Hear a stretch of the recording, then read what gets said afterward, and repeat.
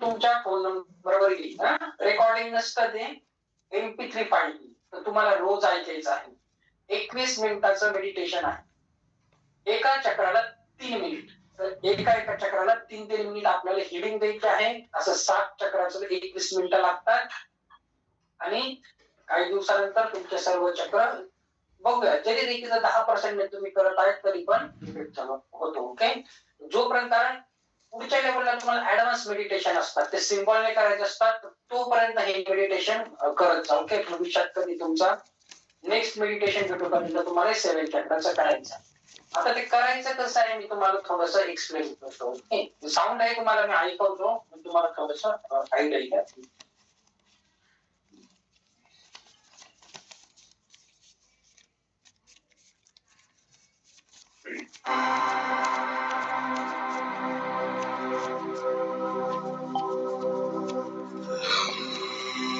आवाज ऐकतोय तुम्हाला? व्हिडिओ ऑन करून त्यात सांगतो आवाज येतो. आता लक्षात घ्या. हल्ला आवाज आहे ना.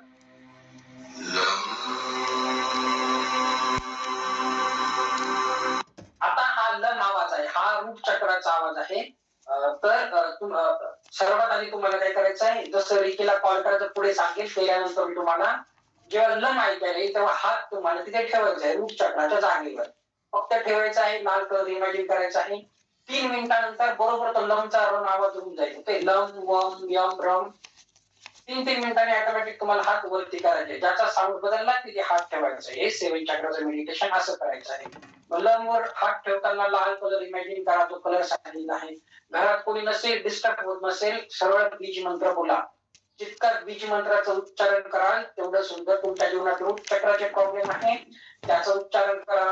हृदय चक्राचे प्रॉब्लेम आहे, स्वादिष्टांचे आहे, त्याचा उच्चार करा. जीवनामध्ये उच्चारण करायचं.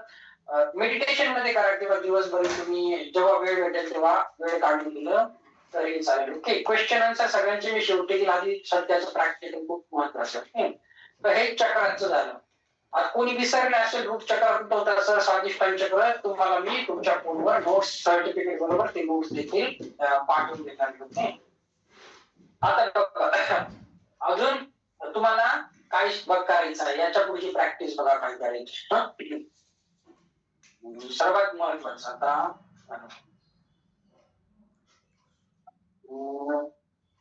खूप महत्वाचं आहे जीवनामध्ये तुमच्या. काय प्रॉब्लेम असतो आपल्या जीवनामध्ये, पितृदोष असतील, ब्लॅक मॅजिक असेल, सो अँड सो.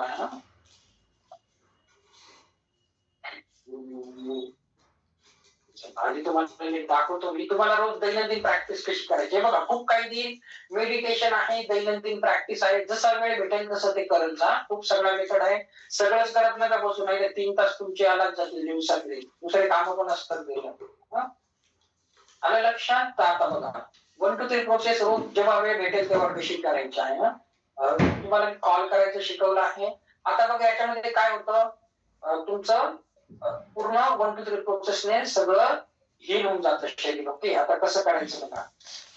ज्यांचंही लेवल 1चा शक्तिपात घेतला आहे त्यांचं ऍक्टिव्हेशन राहिलं आहे ते ह्या प्रकारे करू शकतात. जितकं छान कराल तेवढं रिझल्ट सुंदर येणार आहे. मी जसं आधी शिकवलं होतं परत सांगतो, हे लिहिलेलं असं तुमच्या फोनवर येणार आहे. टेन्शन बघा. सिंपल आहे. मी स्वतःची आभारी आहे, स्वतःचा आभारी आहे, माता पिता गुरु आणि ईश्वराची आभारी आहे. रेखी अमृत रेखी अमृत रेखी अमृत. आणि काय करायचं, हे रेखी शक्ती प्रवाहित हो प्रवाहित हो प्रवाहित, ते तिथे लिहिलेलं आहे.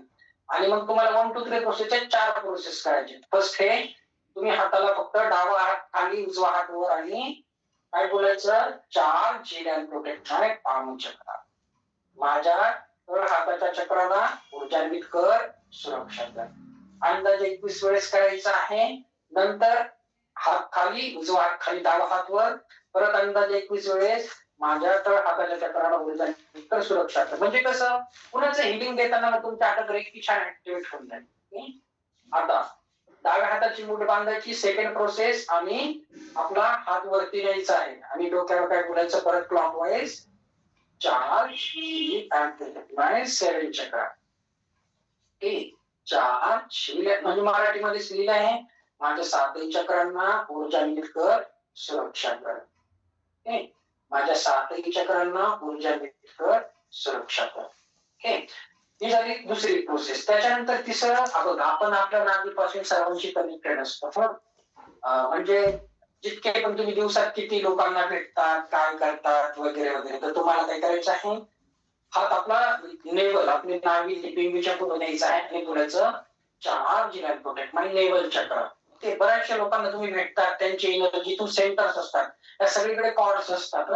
तर बोलायचं charge and protect my nabhi chakra, charge and protect my nabhi chakra. आणि शेवटी अंदाजे झाल्यानंतर बोलायचं charge and protect my body and aura, किंवा माझ्या संपूर्ण शरीर आणि अवराला ऊर्जान्वित कर, सुरक्षा कर. ओके, एवढं तुम्हाला करायचं आहे. आलं लक्षात? ही 1 2 3 प्रोसेस करायची आहे.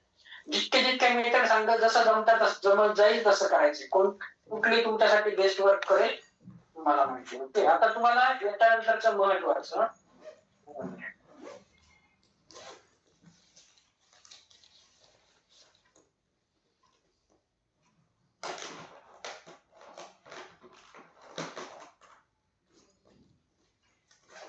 आता बघा, सर्वात अगोदर आपल्या जीवनामध्ये आपल्याला काय वाटतं की आपल्यावर काही ग्रहांचा प्रकोप आहे, ग्रह नाराज आहे, तुम्हाला वाटतं की नाही? असतात ग्रह नक्षत्र काम करतात लाईफ मध्ये, ते त्यांची एनर्जी असते. जसं चंद्र बघा, भरती ओटी येते, चंद्राच्या पौर्णिमेला अमावास्येला समुद्राला भरती ओटी येते की नाही? ते चंद्राच्या, जसं ग्रह नक्षत्राच्या गोष्टी पृथ्वीवरच्या व्यक्तींना, वस्तू नाही प्रभावित करत असतात. तर तुम्हाला आता काय करायचं आहे, सो याला बोलतात सेल्फ ओराक्लिंग. तिथे लिहिलेलं आहे, तर मी तुम्हाला प्रॅक्टिकल करून दाखवतो. म्हणजे बघा, आपल्याला पूर्ण ओरा क्लीन करायचं. मी तुम्हाला नंतर एक पीडीएफ देईल हिंदीवाला, त्याच्यात तुम्हाला डिटेल मध्ये दिली. आपल्याला पूर्ण आपला ओरा, एवढं ऊर्जा क्षेत्र असतं त्याला, त्याच्यातून सगळी निगेटिव्हिटी असते, त्यातली निगेटिव्हिटी साफ करायची आहे ना. परत हात रब करायचे आणि सर्वात आधी आपले ग्रह दुखायसाठी हात रब करायचे, रेकीला कॉल करेन आणि क्राऊन पासून रूट करेन. क्राऊन चक्रापासून रूट चक्रापर्यंत. जर माझ्या मन मस्तिष्क 7 चक्रामध्ये कुठल्याही कारणाने काही ग्रहांचे नकारात्मक प्रभाव असतील, ऊर्जा असतील, सर्व ऊर्जा माझ्या हातामध्ये येत आहे क्राऊन टू रूट. आणि काय बोलायचं, या नकारात्मक ऊर्जांना मी ब्रह्मांडात शुद्ध होण्यासाठी पाठवत आहे. आणि हवे फुंकर मारायची की ते आता युनिव्हर्स मध्ये ब्रह्मांडात शुद्ध होण्यासाठी जाणार. नष्ट नाही बोलायचं, कारण एनर्जी कधी नष्ट होत नाही, ती फक्त आपलं रूप बदलते. 3 वेळेस करायचं असं. माझ्या मन मस्तिष्क 7 चक्रामध्ये कुठल्याही कारणाने काही ग्रहांचे नकारात्मक प्रभाव असतील, सर्व नकारात्मक प्रभाव ऊर्जा माझ्या हातामध्ये त्याने ब्रह्मांडात शुद्ध होण्यासाठी पाठवत आहे. सगळं झाल्यावर तुम्हाला तिथे लिहिलेलं आहे, मी तुम्हाला फक्त एक्सप्लेन करतो. नंतर हात कप शेप मध्ये हृदय चक्रासमोर आणि बोलायचं, मी माझ्या जीवनात ग्रहांच्या फक्त सकारात्मक ऊर्जेचाच उपभोग घेत आहे, आनंद घेत आहे. मी माझ्या जीवनात ग्रहांच्या फक्त आणि फक्त सकारात्मक ऊर्जेचा उपभोग घेत आहे. अफर्मेशन्स का शिकवले मी? याच्यासाठीच शिकवले. ओके, अफर्मेशन्स खूप इम्पॉर्टंट आहे. जसं तुम्ही बोलाल, तुमचं सबकॉन्शियस माइंड स्वीकारून घेईल आणि जीवनामध्ये तसे बदल होतात. ओके, हे झालं ग्रहांचं. दुसरं, तुम्हाला काय वाटतं, माझ्यावर कोणी ब्लॅक मॅजिक केली, नजर दोष केला, आणि असं होतंय आपल्या ओरामध्ये कुणाची वाईट नजर असते, कोणाचं काही ब्लॅक मॅजिक काही असेल, तर आपण परत सेकंड प्रोसेस आहे, हात रफ करायचे. तर माझ्या मन मस्तिष्क 7 चक्रावरामध्ये कुठल्याही कारणाने ग्रहांचे काही नकारात्मक प्रभाव, माझ्या मन मस्तिष्क 7 चक्रावरामध्ये कुठल्याही कारणाने ब्लॅक मॅजिक आणि नजर दोषच्या एनर्जी असतील, तर सर्व ऊर्जा माझ्या हातामध्ये येत आहे आणि यांना मी ब्रह्मांडात शुद्ध होण्यासाठी पाठवत आहे. ओके, इथे लिहिलेलं आहे, वाचून तुम्हाला प्रॅक्टिस. तर 2 आहे ग्रहांचं, एक ब्लॅक मॅजिक, नजर दोष. तिसरं पितृदोष. आता बघा, मेडिकल सायन्स मध्ये पण सांगतात, जेव्हा आपण जन्म घेतो तर आपल्या 3-4 पिढ्यांचा डीएनए आपल्या बरोबर असतो. तसंच काही आपल्या पूर्वजांचे कर्म पण आपल्या बरोबर लागलेले असतात. काही गोष्टीचा आपण त्याला सफर करत असतो त्यांच्यामुळे. तर पितृदोषापासून कसं करायचं? तिसरं आहे पितृदोष.